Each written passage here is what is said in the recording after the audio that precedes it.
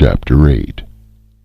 Van Deventer was eyeing Arthur Chamberlain keenly. "It isn't a question of your wanting pay in exchange for your services in putting us back, is it?" he asked coolly. Arthur turned and faced him. His face began to flush slowly. Van Deventer put up one hand. "I beg your pardon. I see." "We aren't settling the things we came here for," Estelle interrupted. She had noted the threat of friction and hastened to put in a diversion. Arthur relaxed.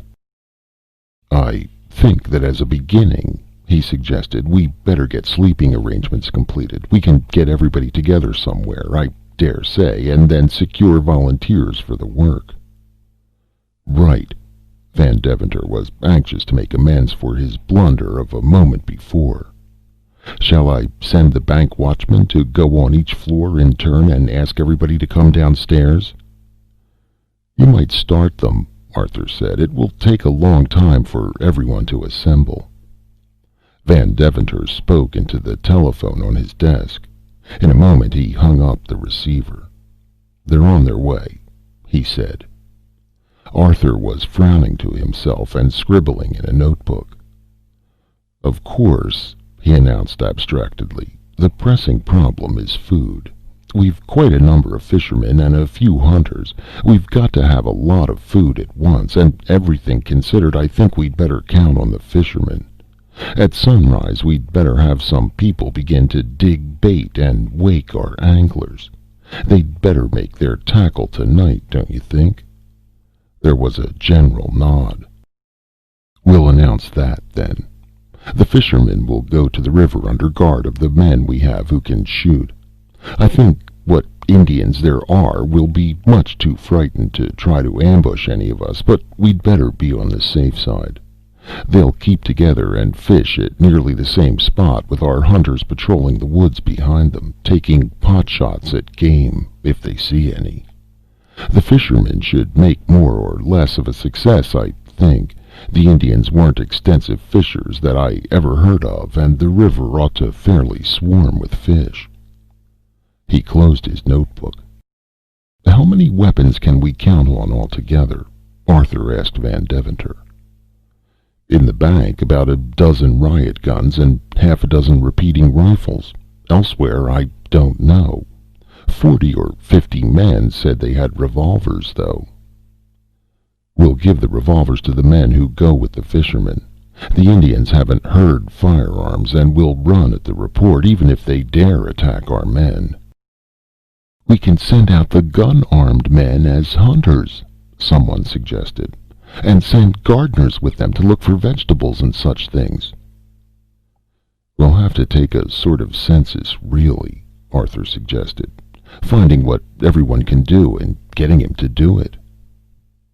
"I never planned anything like this before," Van Deventer remarked, "and I never thought I should, but this is much more fun than running a bank." Arthur smiled.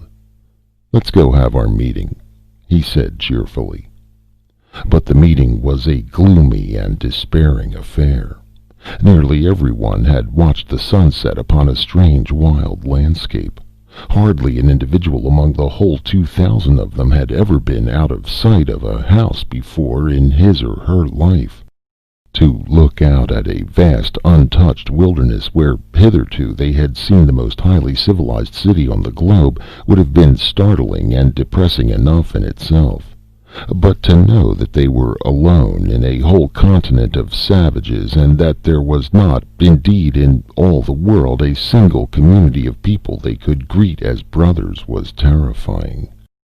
Few of them thought so far, but there was actually, if Arthur's estimate of several thousand years drop back through time was correct, there was actually no other group of English-speaking people in the world. The English language was yet to be invented. Even Rome, the synonym for antiquity of culture, might still be an obscure village inhabited by a band of tatterdemalions under the leadership of an upstart Romulus. Soft in body as these people were, city-bred and unaccustomed to face other than the most conventionalized emergencies of life, They were terrified. Hardly one of them had even gone without a meal in all his life. To have the prospect of having to earn their food, not by the manipulation of figures in a book, or by expert juggling of profits and prices, but by literal wresting of that food from its source in the earth or stream, was a really terrifying thing for them. In addition, every one of them was bound to the life of modern times by 100 ties. Many of them had families 1,000 years away. All had interests, engrossing interests, in modern New York. One young man felt an anxiety that was really ludicrous because he had promised to take his sweetheart to the theater that night, and if he did not come she would be very angry. Another was to have been married in a week. Some of the people were, like Van Deventer and Arthur, so situated that they could view the episode as an adventure, or like Estelle, who had no immediate fear because all her family was provided for without her help and lived far from New York, so they would not learn of the catastrophe for some time. Many, however, felt instant and pressing fear for the families whose expenses ran always so close to their incomes that the disappearance of the breadwinner for a week would mean actual want or debt. There are very many such families in New York. The people, therefore, that gathered hopelessly at the call of Van Deventer's watchmen were dazed and spiritless. Their excitement after Arthur's first attempt to explain the situation to them had evaporated. They were no longer keyed up to a high pitch by the startling thing that had happened to them. Nevertheless, although only half comprehending what had actually occurred, they began to realize what that occurrence meant. No matter where they might go over the whole face of the globe, they would always be aliens and strangers. If they had been carried away to some unknown shore, some wilderness far from their own land, they might have thought of building ships to return to their homes. They had seen New York vanish before their eyes, however. They had seen their civilization disappear while they watched. They were in a barbarous world. There was not, for example, a single sulfur match on the whole earth except for those in the runaway skyscraper. Chapter 9. Arthur and Van Deventer, in turn with the others of the cooler heads, thundered at the apathetic people, trying to waken them to the necessity for work. They showered promises of inevitable return to modern times. They pledged their honor to the belief that a way would ultimately be found by which they would all yet find themselves safely back home again. The people, however, had seen New York disintegrate, and Arthur's explanation sounded like some wild dream of an imaginative novelist. Not one person in all the gathering could actually realize that his home might yet be waiting for him, though at the same time he felt a pathetic anxiety for the welfare of its inmates. Everyone was in a turmoil of contradictory beliefs. On one hand, they knew that all of New York could not be actually destroyed and replaced by a splendid forest in the space of a few hours, so the accident or catastrophe must have occurred to those in the tower, and on the other hand they had seen all of New York vanish by bits and fragments, to be replaced by a smaller and dingier town, had beheld that replaced in turn, and at last had landed in the midst of this forest. Everyone, too, began to feel an unusual and uncomfortable sensation of hunger. It was a mild discomfort as yet, but few of them had experienced it before without an immediate prospect of assuaging the craving, and the knowledge that there was no food to be had somehow increased the desire for it. They were really in a pitiful state. Van Deventer spoke encouragingly, and then asked for volunteers for immediate work. There was hardly any response. Everyone seemed sunk in despondency. Arthur then began to talk straight from the shoulder and succeeded in rousing them a little, but everyone was still rather too frightened to realize that work could help at all. In desperation, the dozen or so men who had gathered in Van Deventer's office went about among the gathering and simply selected men at random, ordering them to follow and begin work. This began to awaken the crowd, but they wakened to fear rather than resolution. They were city-bred and unaccustomed to face the unusual or the alarming. Arthur noted the new restlessness, but attributed it to growing uneasiness rather than selfish panic. He was rather pleased that they were outgrowing their apathy. When the meeting had come to an end, he felt satisfied that by morning the latent resolution among the people would have crystallized, and they would be ready to work earnestly and intelligently on whatever tasks they were directed to undertake. He returned to the ground floor of the building feeling much more hopeful than before. 2,000 people, all earnestly working for one end, are hard to down, even when faced with such a task as confronted the inhabitants of the runaway skyscraper. Even if they were never able to return to modern times, they would still be able to form a community that might do much to hasten the development of civilization in other parts of the world. His hope received a rude shock when he reached the great hallway on the lower floor. There was a fruit and confectionery stand there, and as Arthur arrived at the spot, he saw a surging mass of men about it. The keeper of the stand looked frightened, but was selling off his stock as fast as he could make change. Arthur forced his way to the counter. "Here," he said sharply to the keeper of the stand. "Stop selling this stuff. It's got to be held until we can dole it out where it's needed." I can't help myself," the keeper said. They're taking it anyway." "Get back there," Arthur cried to the crowd. "Do you call this decent, trying to get more than your share of this stuff? You'll get your portion tomorrow. It's going to be divided up." "Go to hell," someone panted. "You can starve if you want to, but I'm going to look out for myself." The men were not really starving, but had been put into a panic by the plain speeches of Arthur and his helpers, and were seizing what edibles they could lay hands upon in preparation for the hunger they had been warned to expect. Arthur pushed against the mob, trying to thrust them away from the counter, but his very effort intensified their panic. There was a quick surge and a crash. The glass front of the showcase broke in. In a flash of rage, Arthur struck out viciously. The crowd paid not the slightest attention to him, however. Every man was too panic-stricken and too intent on getting some of this food before it was all gone to bother with him. Arthur was simply crushed back by the bodies of the 40 or 50 men. In a moment he found himself alone amid the wreckage of the stand, with the keeper wringing his hands over the remnants of his goods. Van Deventer ran down the stairs. "What's the matter?" he demanded as he saw Arthur nursing a bleeding hand cut on the broken glass of the showcase. "Bolsheviki," answered Arthur with a grim smile.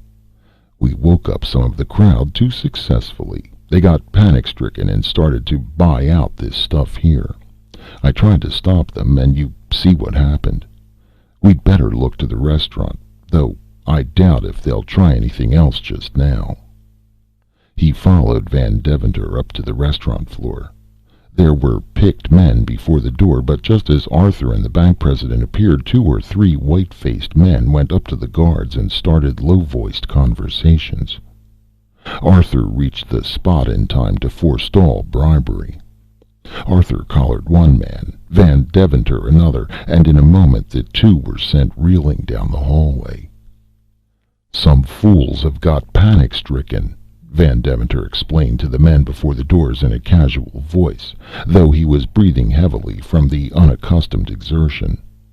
"They've smashed up the fruit stand on the ground floor and stolen the contents. It's nothing but blue funk. Only, if any of them start to gather around here, hit them first and talk it over afterward.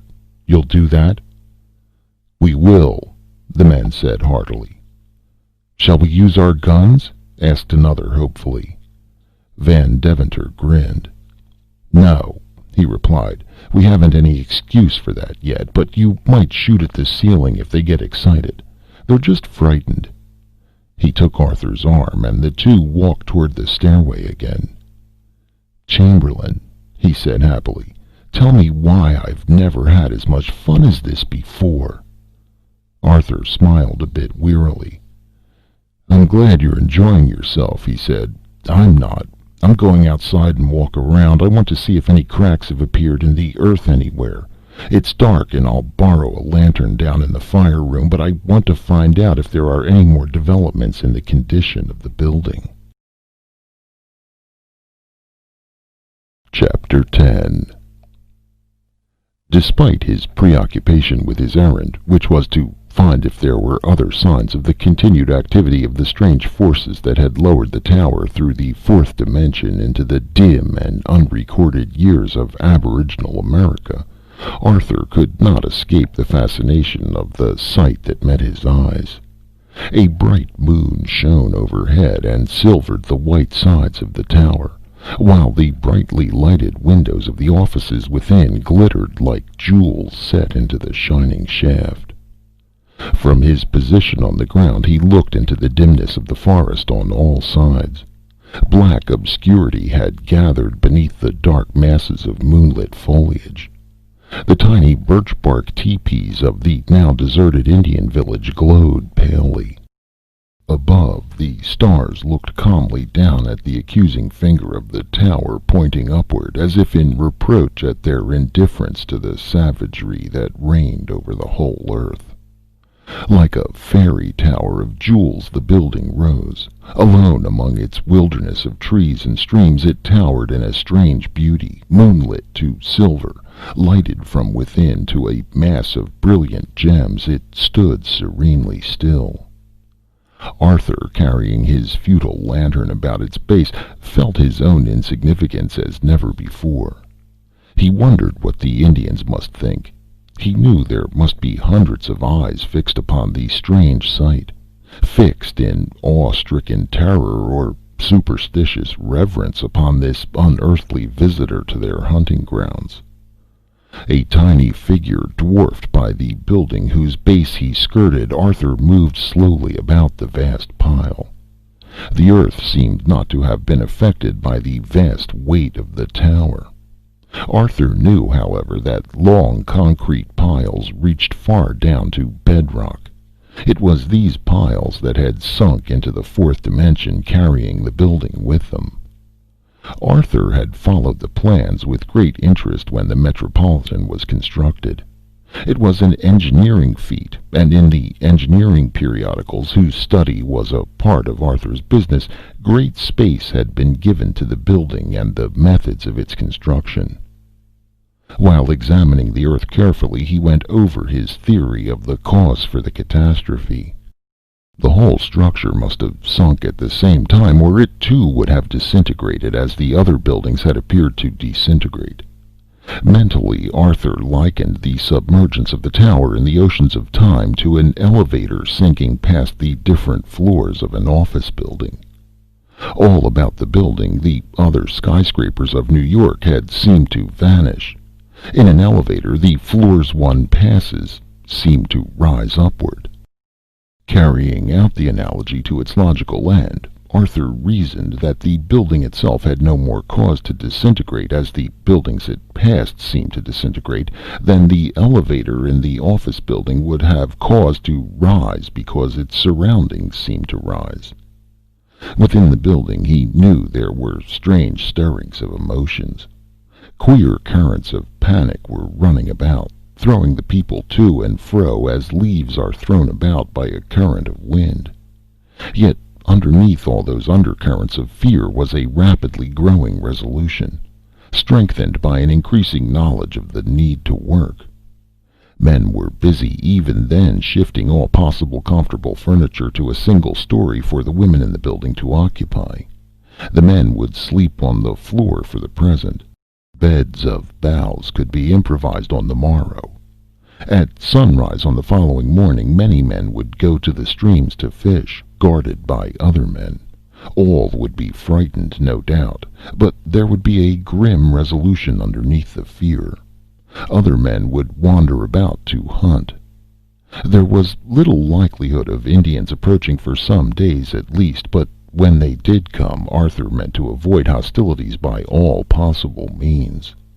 The Indians would be fearful of their strange visitors, and it should not be difficult to convince them that friendliness was safest, even if they displayed unfriendly desires.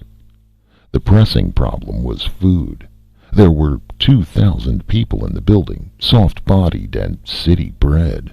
They were unaccustomed to hardship and could not endure what more primitive people would hardly have noticed. They must be fed, but first they must be taught to feed themselves. The fishermen would help, but Arthur could only hope that they would prove equal to the occasion.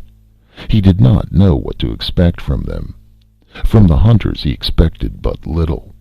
The Indians were wary hunters, and game would be shy if not scarce. The great cloud of birds he had seen at sunset was a hopeful sign. Arthur vaguely remembered stories of great flocks of wood pigeons which had been exterminated as the buffalo was exterminated. As he considered, the remembrance became more clear. They had flown in huge flocks which nearly darkened the sky. As late as the 40s or the 19th century, they had been an important article of food, and had glutted the market at certain seasons of the year. Estelle had said the birds he had seen at sunset were pigeons. Perhaps this was one of the great flocks. If it were really so, the food problem would be much lessened, provided a way could be found to secure them. The ammunition in the tower was very limited, and a shell could not be found for every bird that was needed, nor even for every 3 or 4. Great traps must be devised, or bird lime might possibly be produced. Arthur made a mental note to ask Estelle if she knew anything of bird lime. A vague humming roar, altering in pitch, came to his ears. He listened for some time before he identified it as the sound of the wind playing upon the irregular surfaces of the tower. In the city the sound was drowned by the multitude of other noises, but here Arthur could hear it plainly. He listened a moment and became surprised at the number of night noises he could hear. In New York he had closed his ears to incidental sounds from sheer self-protection. Somewhere he heard the ripple of a little spring. As the idea of a spring came into his mind, he remembered Estelle's description of the deep-toned roar she had heard. He put his hand on the cold stone of the building. There was still a vibrant quivering of the rock. It was weaker than before, but was still noticeable. He drew back from the rock and looked up into the sky. It seemed to blaze with stars, far more stars than Arthur had ever seen in the city, and more than he had ever dreamed existed. As he looked, however, a cloud seemed to film a portion of the heavens. The stars still showed through it, but they twinkled in a peculiar fashion that Arthur could not understand. He watched in growing perplexity. The cloud moved very swiftly. Thin as it seemed to be, it should have been silvery from the moonlight, but the sky was noticeably darker where it moved. It advanced toward the tower and seemed to obscure the upper portion. A confused motion became visible among its parts. Wisps of it whirled away from the brilliantly lighted tower and then returned swiftly toward it. Arthur heard a faint tinkle, then a musical scraping which became louder. A faint scream sounded, then another. The tinkle developed into the sound made by breaking glass, and the scraping sound became that of the broken fragments as they rubbed against the sides of the tower in their fall. The scream came again. It was the frightened cry of a woman. A soft body struck the earth not 10 feet from where Arthur stood, then another, and another. Chapter 11. Arthur urged the elevator boy to greater speed. They were speeding up the shaft as rapidly as possible, but it was not fast enough. When they at last reached the height at which the excitement seemed to be centered, the car was stopped with a jerk and Arthur dashed down the hall. Half a dozen frightened stenographers stood there, huddled together. "What's the matter?" Arthur demanded. Men were running from the other floors to see what the trouble was. The the windows broke and something flew in at us," one of them gasped. There was a crash inside the nearest office and the women screamed again. Arthur drew a revolver from his pocket and advanced to the door. He quickly threw it open, entered, and closed it behind him.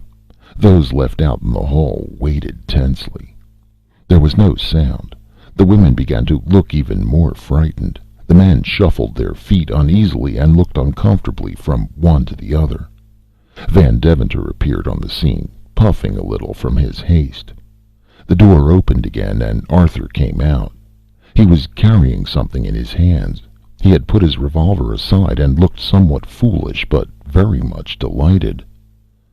"The food question is settled," he said happily. "Look!" He held out the object he carried. It was a bird, apparently a pigeon of some sort. It seemed to have been stunned, but as Arthur held it out, it stirred, then struggled, and in a moment was flapping wildly in an attempt to escape. "It's a wood pigeon," said Arthur.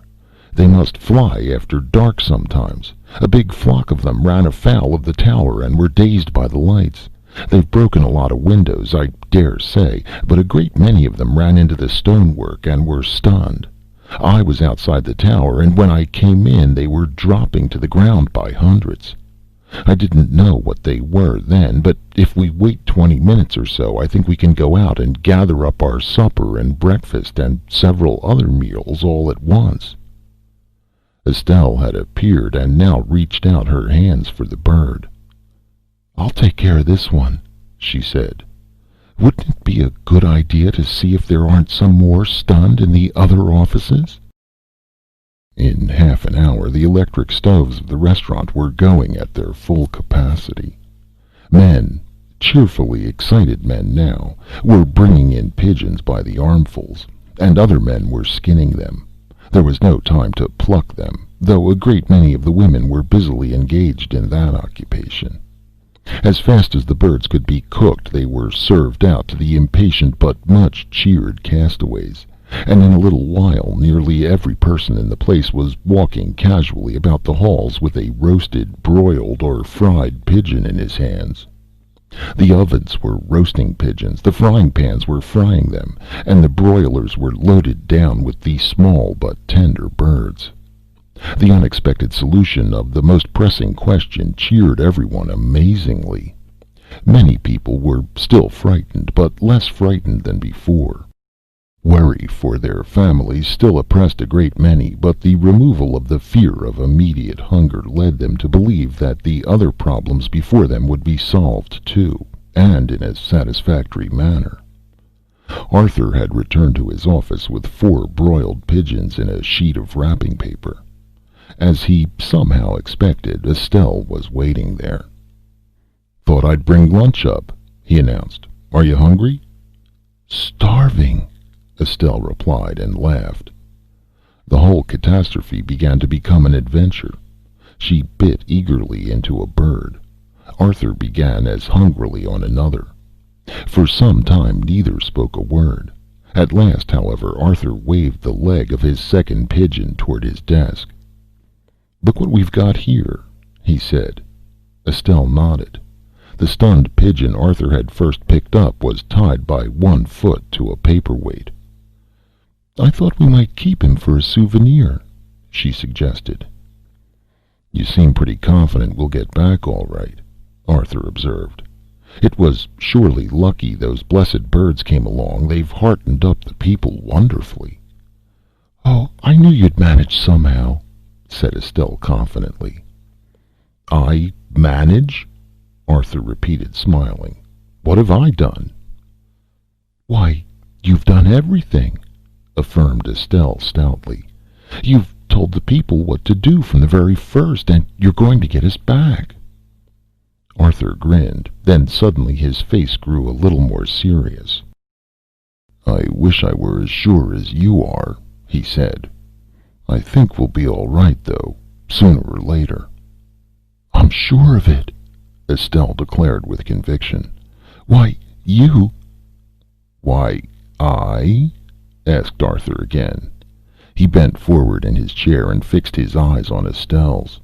She looked up, met his gaze, and stammered. You do things, she finished lamely. I'm tempted to do something now, Arthur said. Look here, Miss Woodward, you've been in my employ for 3 or 4 months. In all that time I've never had anything but the most impersonal comments from you. Why the sudden change? The twinkle in his eyes robbed his words of any impertinence. Why, I really suppose I never noticed you before, said Estelle. Please notice me hereafter, said Arthur.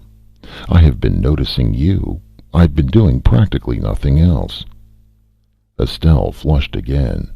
She tried to meet Arthur's eyes and failed. She bit desperately into her pigeon drumstick, trying to think of something to say. When we get back, went on Arthur meditatively, I'll have nothing to do, no work or anything. I'll be broke and out of a job. Estelle shook her head emphatically. Arthur paid no attention. Estelle, he said, smiling, would you like to be out of a job with me?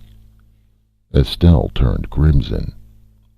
I'm not very successful, Arthur went on soberly. I'm afraid I wouldn't make a very good husband. I'm rather worthless and lazy. You aren't, broke in Estelle. You're... Arthur reached over and took her by the shoulders. What? He demanded. She would not look at him, but she did not draw away. He held her from him for a moment. What am I? He demanded again. Somehow he found himself kissing the tips of her ears. Her face was buried against his shoulder. What am I? He repeated sternly. Her voice was muffled by his coat. You're dear, she said. There was an interlude of about a minute and a half. Then she pushed him away from her. Don't, she said breathlessly. Please don't. Aren't you going to marry me? He demanded. Still crimson, she nodded shyly. He kissed her again.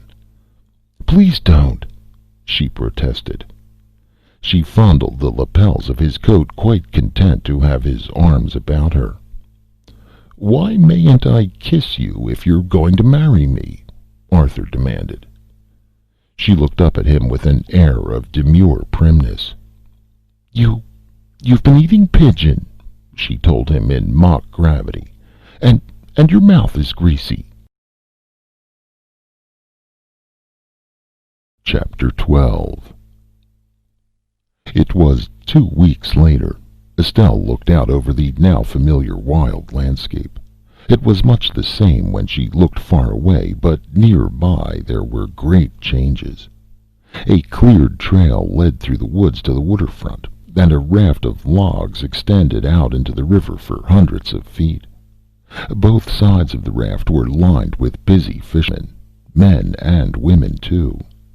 A little to the north of the base of the building, a huge mound of earth smoked sullenly. The coal in the cellar had given out, and charcoal had been found to be the best substitute they could improvise. The mound was where the charcoal was made. It was heartbreaking work to keep the fires going with charcoal because it burned so rapidly in the powerful draft of the furnaces, but the original fire room gang had been recruited to several times its original number from among the Towerites, and the work was divided until it did not seem hard. As Estelle looked down, 2 tiny figures sauntered across the clearing from the woods with a heavy animal slung between them. One of them was using a gun as a walking stick. Estelle saw the flash of the sun on its polished metal barrel. There were a number of Indians in the clearing, watching with wide-open eyes the activities of the whites. Dozens of birch-bark canoes dotted the Hudson, each with its load of fishermen industriously working for the white people. It had been hard to overcome the fear in the Indians, and they still paid superstitious reverence to the whites, but fair dealings coupled with a constant readiness to defend themselves had enabled Arthur to institute a system of trading for food that had so far proved satisfactory. The whites had found spare electric light bulbs valuable currency in dealing with the red men. Picture wire, too, was highly prized. There was not a picture left hanging in any of the offices. Metal paper knives bought huge quantities of provisions from the eager Indian traders, and the story was current in the tower that Arthur had received 8 canoe loads of corn and vegetables in exchange for a broken-down typewriter. No one could guess what the savages wanted with the typewriter, but they had carted it away triumphantly. Estelle smiled tenderly to herself as she remembered how Arthur had been the leading spirit in all the numberless enterprises in which the castaways had been forced to engage. He would come to her in a spare 10 minutes and tell her how everything was going. He seemed curiously boylike in those moments. Sometimes he would come straight from the fire room. He insisted on taking part in all the more arduous duties, having hastily cleaned himself for her inspection, snatch a hurried kiss, and then go off, laughing, to help chop down trees for the long fishing raft. He had told them how to make charcoal, had taken a leading part in establishing and maintaining friendly relations with the Indians, and was now down in the deepest sub-basement working with a gang of volunteers to try to put the building back where it belonged. Estelle had said, after the collapse of the flooring in the boardroom, that she heard a sound like the rushing of waters. Arthur, on examining the floor where the safe deposit vault stood, found it had risen an inch. On these facts he had built up his theory. The building, like all modern skyscrapers, rested on concrete piles extending down to bedrock. In the center of one of those piles there was a hollow tube originally intended to serve as an artesian well. The flow had been insufficient, and the well had been stopped up. Arthur, of course, as an engineer, had studied the construction of the building with great care, and happened to remember that this partly hollow pipe was the one nearest the safe deposit vault. The collapse of the boardroom floor had suggested that some change had happened in the building itself, and that was found when he saw that the deposit vault had actually risen an inch. He at once connected the rise in the flooring above the hollow pile with the pipe in the pile. Estelle had heard liquid sounds. Evidently water had been forced into the hollow artesian pipe under an unthinkable pressure when the catastrophe occurred. From the rumbling and the suddenness of the whole catastrophe, a volcanic or seismic disturbance was evident. The connection of volcanic or seismic action with a flow of water suggested a geyser or a hot spring of some sort, probably a spring which had broken through its normal confines some time before, but whose pressure had been sufficient to prevent the accident until the failure of its flow. When the flow ceased, the building sank rapidly. For the fact that this sinking was in the fourth direction, the fourth dimension, Arthur had no explanation. He simply knew that in some mysterious way an outlet for the pressure had developed in that fashion, and that the tower had followed the spring in its fall through time. The sole apparent change in the building had occurred above the one hollow concrete pipe, which seemed to indicate that if access were to be had to the mysterious and so far only assumed spring, it must be through that pile. While the vault retained its abnormal elevation, Arthur believed that there was still water at an immense and incalculable pressure in the pipe.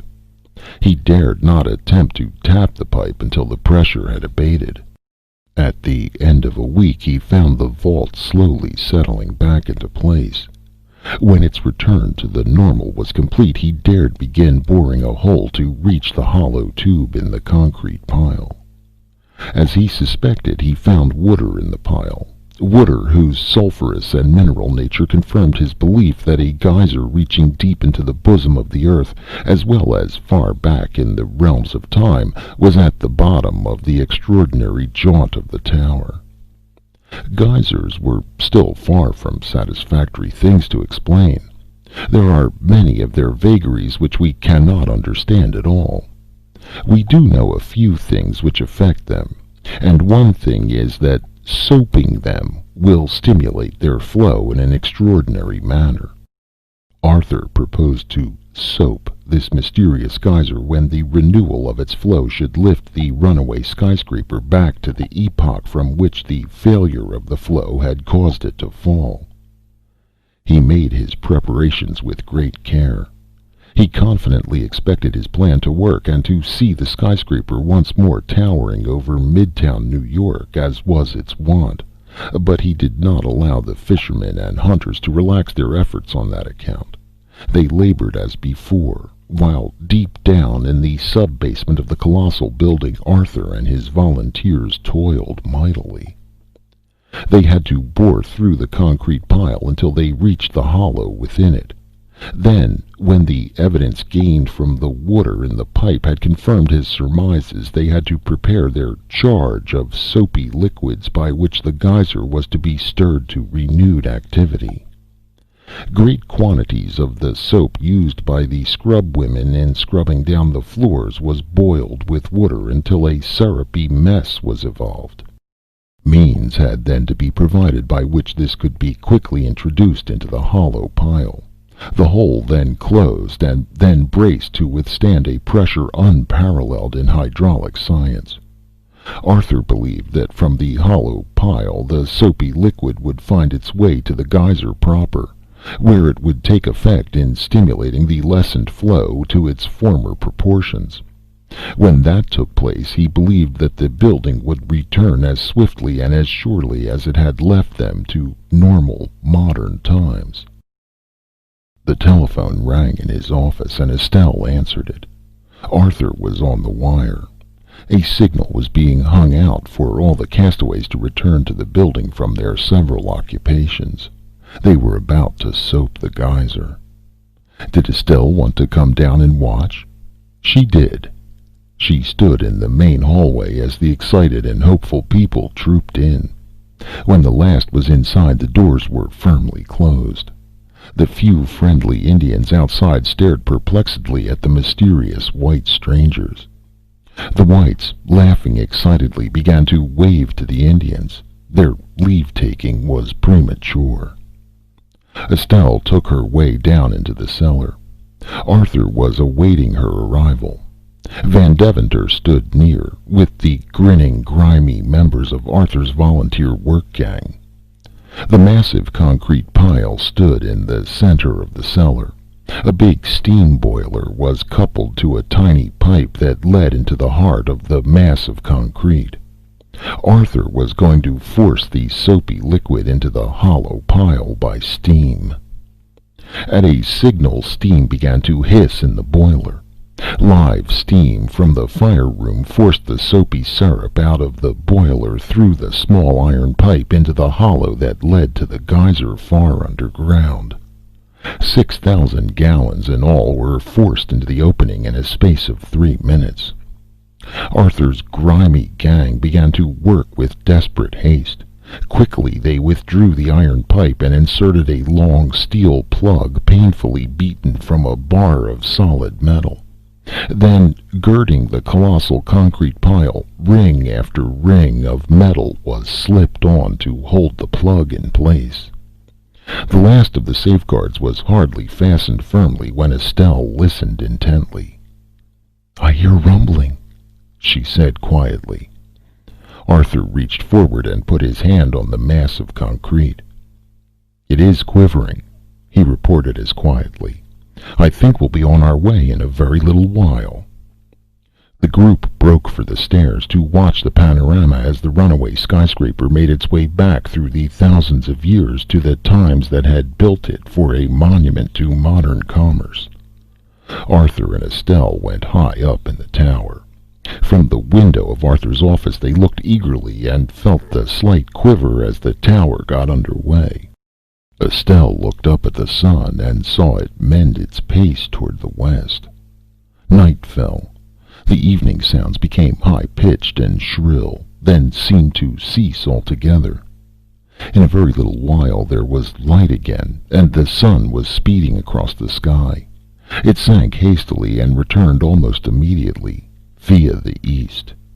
Its pace became a breakneck rush, down behind the hills and up in the east, down in the west, up in the east, down and up. The flickering began. The race back toward modern times had started. Arthur and Estelle stood at the window and looked out as the sun rushed more and more rapidly across the sky until it became a streak of light, shifting first to the right and then to the left as the seasons passed in their turn. With Arthur's arms about her shoulders, Estelle stared out across the unbelievable landscape, while the nights and days, the winters and summers, and the storms and calms of 1,000 years swept past them into the irrevocable past. Presently Arthur drew her to him and kissed her. While he kissed her, so swiftly did the days and years fly by, 3 generations were born, grew, and begot children, and died again. Estelle, held fast in Arthur's arms, thought nothing of such trivial things. She put her arms about his neck and kissed him, while the years passed them unheeded. Of course you know that the building landed safely in the exact hour, minute, and second from which it started, so that when the frightened and excited people poured out of it to stand in Madison Square and feel that the world was once more right side up, their hilarious and incomprehensible conduct made such of the world as was passing by think a contagious madness had broken out. Days passed before the story of the 2000 was believed, but at last it was accepted as truth, and eminent scientists studied the matter exhaustively. There has been one rather queer result of the journey of the runaway skyscraper. A certain Isidore Eckstein, a dealer in jewelry novelties, whose office was in the tower when it disappeared into the past, has entered suit in the courts of the United States against all the holders of land on Manhattan Island. It seems that during the 2 weeks in which the tower rested in the wilderness, he traded independently with one of the Indian chiefs, and in exchange for 2 near-pearl necklaces, 16 finger rings, and $1 in money, received a title deed to the entire island. He claims that his deed is a conveyance made prior to all other sales whatever. Strictly speaking, he is undoubtedly right, as his deed was signed before the discovery of America. The courts, however, are deliberating the question with a great deal of perplexity. Eckstein is quite confident that in the end his claim will be allowed, and he will be admitted as the sole owner of real estate on Manhattan Island, with all occupiers of buildings and territory paying him ground rent at a rate he will fix himself. In the meantime, though the foundations are being reinforced so the catastrophe cannot occur again, his entire office is packed full of articles suitable for trading with the Indians. If the tower makes another trip back through time, Eckstein hopes to become a landholder of some importance.